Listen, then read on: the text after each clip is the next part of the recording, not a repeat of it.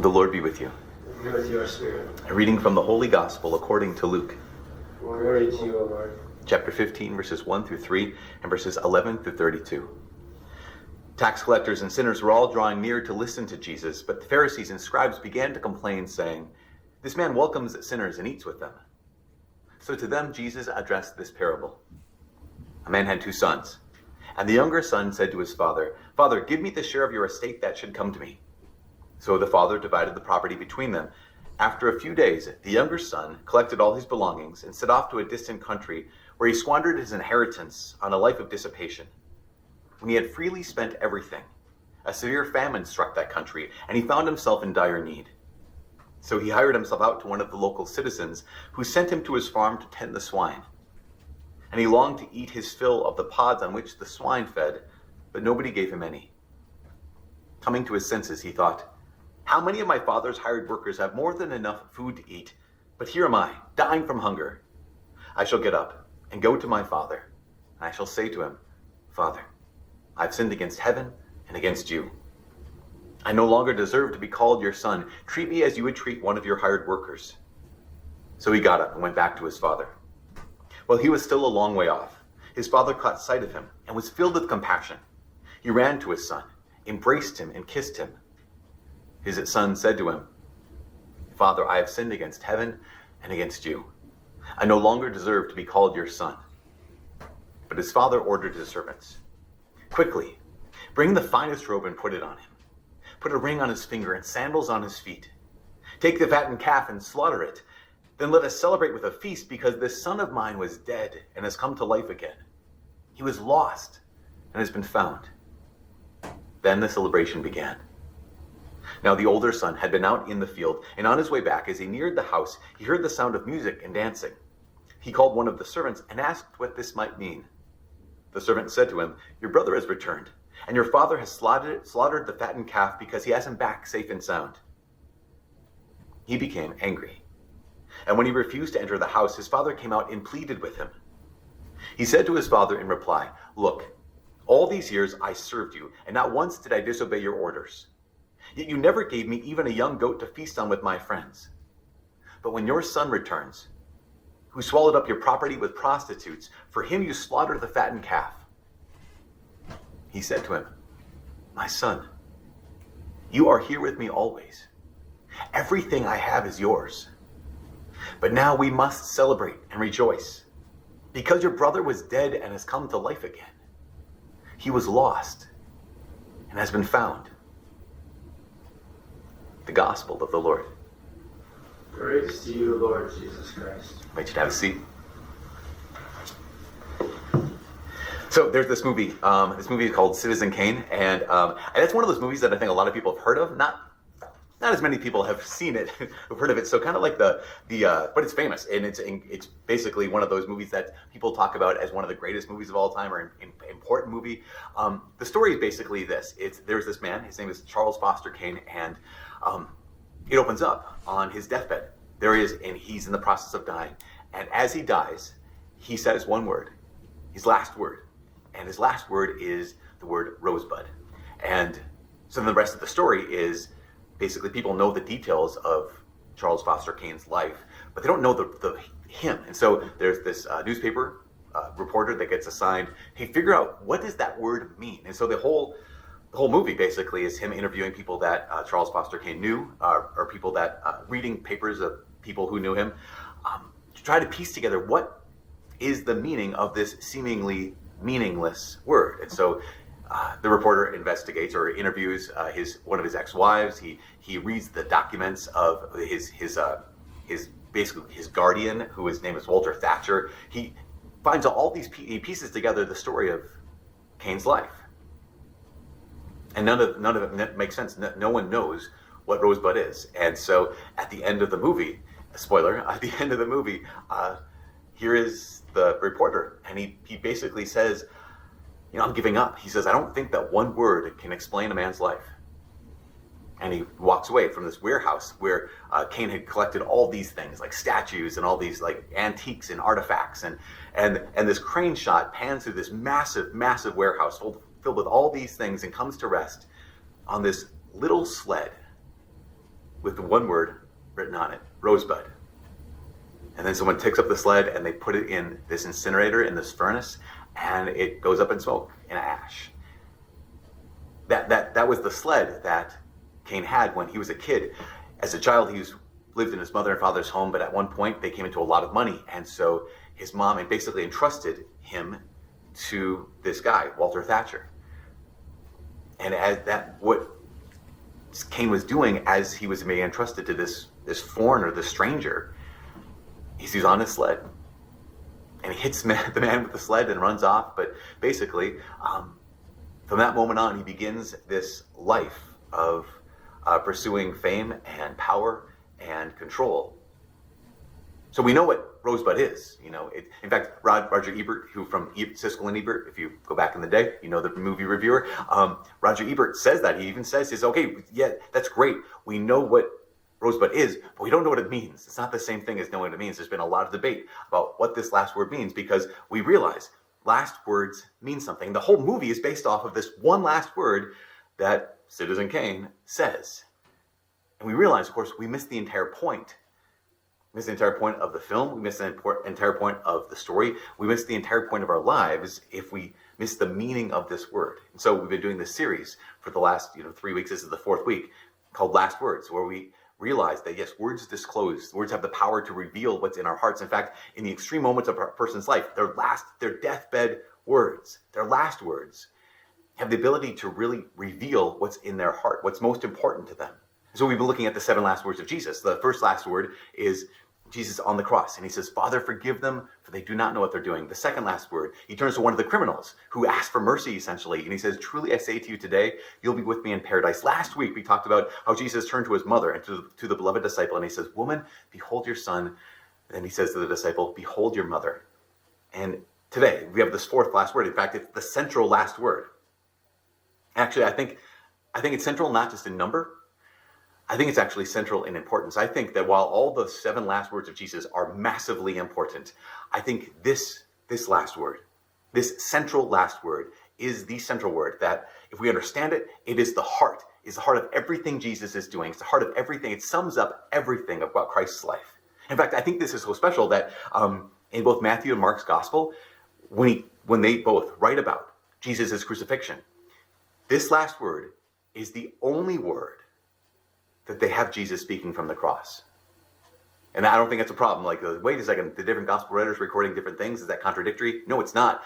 What it basically means is that every gospel writer is powerfully unique in powerfully sharing a unique aspect of what happened to Jesus on the cross. And so you have Matthew and Mark, and they are wanting to underline, they're wanting to highlight, they're wanting to bold what Jesus says from the cross. So here's what Matthew says. Here's how he describes this. This is Matthew chapter 27, beginning of verse 32. It says, as they're going out, actually verse 33, it says, they came to a place called Golgotha, which means place of the skull. They gave Jesus wine to drink mixed with gall, but when he had tasted it, he refused to drink it. After they had crucified him, they divided his garments by casting lots. Then they sat down and kept watch over him there, and they placed over his head a written charge against him. This is Jesus, King of the Jews. 2 revolutionaries were crucified with him, one on his right and the other on his left. Those passing by reviled him, shaking their heads and saying, you who would destroy the temple and rebuild it in 3 days, save yourself. If you are the Son of God, come down from the cross. Likewise, the chief priests and the scribes and elders mocked him and said, he saved others. He cannot save himself. So he is the King of Israel. Let him come down from the cross now, and we will believe him. He trusted God. Let him deliver him now if he wants him. For he said, I am the Son of God. The revolutionaries who were crucified with him also kept abusing him in the same way. From noon onward, darkness came over the whole land until 3 o'clock in the afternoon. And about 3 o'clock, Jesus cried out in a loud voice, Eli, Eli, lema sabachthani, which means, my God, why have you forsaken me? Some of the bystanders who heard it said, this one is calling for Elijah. Immediately, one of them ran to get a sponge, soaked it in wine, and putting it on a reed, he gave it to him to drink. But the rest said, wait, let us see if Elijah comes to save him. But Jesus cried out again in a loud voice and gave up his spirit. And in verse 54 it says, the centurion and the men with him who were keeping watch over Jesus feared greatly when they saw the earthquake and all that was happening. And they said, truly, this was the Son of God. The only words on Jesus' lips in Matthew's gospel on the cross are these words, Eli, Eli, lema sabachthani, which translates for us, my God, why have you forsaken me? Imagine this scene. Imagine if you're hearing this gospel. Imagine if you only knew Matthew's gospel. The last words of Jesus before he cries out in a loud voice and gives up his spirit. The last thing he says is, my God, why have you forsaken me? This is devastating. This is a cry. Imagine this cry of abandonment, and then Jesus, God himself, dies. I think it's important to note this. I don't know if you realize, but this is the only time when Jesus, in any gospel, when Jesus is talking to God, and he doesn't call God Father. The only time in the entire Bible when Jesus is talking to the Father, his Father, and he simply calls him God. And I think this is it for at least two reasons. But the first reason is kind of the obvious reason. And the painful reason. Because this is the depth of desolation that Jesus has experienced. That Jesus is truly going through this. If we ask, what is Jesus doing in the Passion? What's he doing on the cross? We realize that he is taking upon himself the consequences of sin. That's what Jesus is doing. He's taking upon himself the consequences of sin. And I think it's important for us to stop and even just consider this for a moment. I mean, that my choices have consequences. That all of our choices have consequences. And of course, we all know that, but I think we're all really, really good at forgetting that at times too. All of our choices have consequences. And so the hard truth is that sin has consequences. Okay, so let's define sin quick. My definition of sin is really, really simple. Sin is simply when I say to God, God, I know what you want. I don't really care. I want what I want. That's a quick definition of sin. God, I know what you want, but I want what I want. And there's consequences to this. So Archbishop Fulton Sheen, very famous bishop back in the day, he says there are actually three kinds of consequences to sin. The first consequence of sin is physical. There's physical consequences of sin. The second consequence of sin is mental. And the third consequence of sin is spiritual. So he writes this. He said, so in Jesus, on the cross, he says, sin has its physical consequences, and these are Jesus bore, by having his hands and his feet pierced. It says sin has mental consequences, which he poured forth in the Garden of Gethsemane. I mean, think about this. The physical consequences of sin is Jesus being ripped apart. We talked about that when it came to Abram and that covenant that God made with Abram. The mental consequences of here's Jesus in anguish in the Garden of Gethsemane. So extremely stretched that he's at the point of sweating blood. Those are bad, the physical and mental consequences, but the spiritual consequence is by far the worst. Fulton Sheen says, sin also has spiritual consequences, such as a sense of abandonment, separation from God, and loneliness. The spiritual consequence of sin is separation from God. A sense of abandonment, being forsaken. That's what I'm saying, that this is the worst consequence of sin. Being forsaken. Essentially, you might say this, the loss of the Father. Jesus is saying he's experienced the loss of the Father. Why doesn't he say Father? Why have you forsaken me? Why does he say God? Because he's experienced this loss of the Father. That's one of the reasons I'm so grateful that we have Luke's Gospel, Luke 4:15 today, the parable of the lost son. We all know the parable. It's one of the most popular, one of the most famous parables that Jesus has ever taught. And recap, we have a father who has two sons. And Jesus says very clearly, the younger son says to his father, Father, give me the inheritance that's going to come to me. No, we know that's bad. You probably have heard it in the past that one of the reasons that's really bad is because the younger son is essentially saying, Dad, I can't wait for you to die. So rather than wait, how about you just give me the money that would come to me after you die right now? Because I just don't want to wait around. That's pretty bad. It gets worse. Because then Jesus goes on to say, after a few days, he took all of his belongings. He took the inheritance. He took everything that his father had given to him. And he went off to a distant country. Now that is not just insult to injury. That is injury to injury. Because basically, please don't miss out why this is worse. Because the son is essentially saying to his father, I want nothing to do with you. I do not want to be associated with you. He's basically saying, I want a life without you in it. That's why this is even worse than him asking for his inheritance ahead of time. I want to craft a life without you in it. And he gets what he's chosen. Okay, remember, Every choice has consequences. Sin has consequences. And he gets what he's chosen. How bad does it get? Well, there's physical consequences. He is hungry. He is thirsty. He's homeless. There's mental consequences. And he has no friends. He's got no meaning in his life. He has to work the lowest of jobs. I mean, imagine being a Jew forced to feed pigs. And he's got his spiritual consequences. Not only does he have no family, even more pointedly, he has no father. Above all, he has no father. The worst consequence of sin is fatherlessness. And that desolation is the worst kind I think a person can experience. That feeling forsaken, that feeling of being given up, that feeling of being abandoned, I think is the worst kind of feeling a person can experience. So years ago, Mother Teresa, we all know that when she was in Calcutta, one of the things that she had started doing was she started taking people no one else wanted, picking up people from the streets that no one else wanted. And early on in her mission of doing this, of taking care of those who were abandoned, those who were forsaken, she told the story of this one woman. She says this, I'll never forget the day when I picked up a woman out of a garbage bin. This woman had been put in a dump. She literally had been put in a dumpster.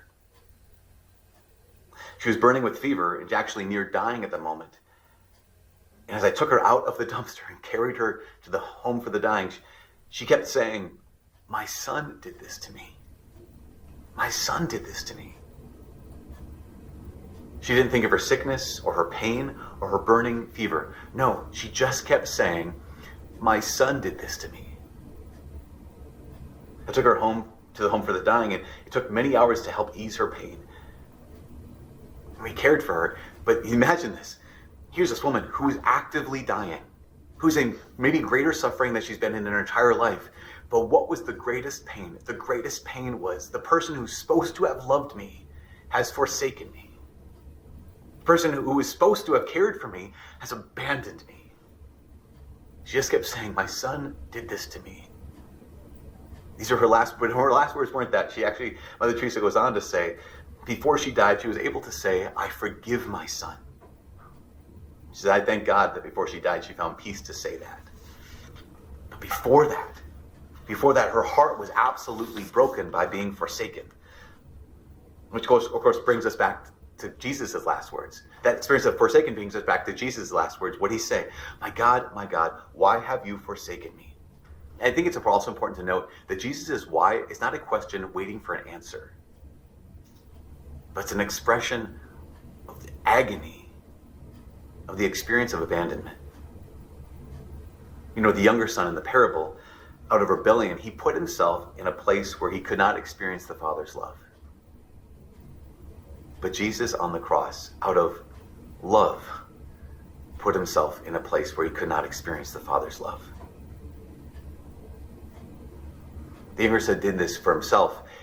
Jesus on the cross did this for you, because the truth, of course, is there's no depth, there's no pain, there's no suffering, there's no darkness that Jesus will not enter in order to prove his love for you. He's demonstrated that he's willing, and he has gone as far as it is possible to go. Jesus chose the consequences of sin to overwhelm him without choosing the rebellion of sin. That's why 2 Corinthians chapter 5 is the second reading today. He made him to be sin who did not know sin. That Jesus was made to experience the consequences of sin, who never actually chose sin. Why? So that you and I might become the righteousness of God. And in that moment, his experiencing of the consequences of sin, how bad does it get? We already read it in Matthew's gospel. It says, they divided his garments by casting lots. Those passing by reviled him, shaking their heads and saying, he would destroy the temple, be revealed in 3 days. Save yourself. If you're the Son of God, come down from the cross. They even go on to say, he mocked others. He saved others. He cannot save himself. He trusted in God. Let him deliver him now if he wants him. All the way to the point where Jesus says these central last words, where he says, my God, why have you forsaken me? I believe that in so many ways, this is the rosebud moment. I believe in so many ways, this is the key to understanding what Jesus did for us. So in the parable, right, Luke 15, you have the son who's forsaken. Question, where is the father? Jesus answered it in the parable. He says, while he was still a long way off, the son's returning home, while he was still a long way off, his father caught sight of him and ran to him. Where is the father? The father is where the son is. He's out on the road. I mean, this is incredible. The father's not back at the farm. He's not like doing his own thing. He's not comfortably sitting in a lazy boy, just kind of living his life. The father is where the son is. The son is away from home, and the father is also on the road. He's where his son is. He's scanning, he's looking, he's searching for him. The father's heart is where his son is. But the son doesn't know that until he begins to come back home. This young man had crafted a life without his father, and that's what he got. And this is true for every one of us. Every one of us who has decided to craft our life without God. And I don't just mean like I have this rebellion of sin. I mean just, that kind of sense of, God, you just stay there. Like, I'm going to go live the life that I want. And it's kind of a life without you. And we get what we've chosen. Because just like the younger son chose and crafted a life without the father, so many of us say, you know what? For more or less 6 or 7 days a week, I just kind of want a life without the father in it. And that's why I think this is a rosebud moment on the cross. When it actually comes to the movie, Citizen Kane, there's so much argument about what it means. As I said, Roger Ebert said, we know what it is, we don't know what it means. From it means nothing, people say, to it means loss of innocence or loss of childhood. But Orson Welles, the person who made the film himself, here's what he said. He said the cheap sled, with the word rosebud on it, he said the cheap sled he was playing on the day he was taken away from his home and his mother was Rosebud. And in his subconscious, it represented the simplicity, the comfort, and above all, the lack of responsibility in his home. But then he has this line, Orson Welles, who, again, made the film. So he knows the story. He knows the meaning of this whole thing.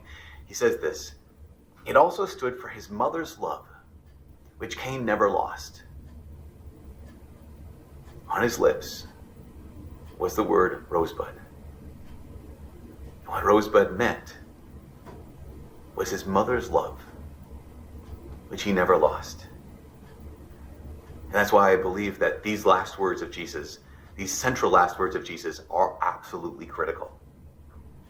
Because they not only reveal how Jesus entered into the consequences of sin, they also reveal the depth of his trust. They also reveal that, yes, he experienced incredible desolation, but he never despaired.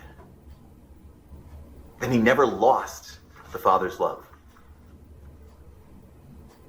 It reveals that Jesus has not given up. I mean,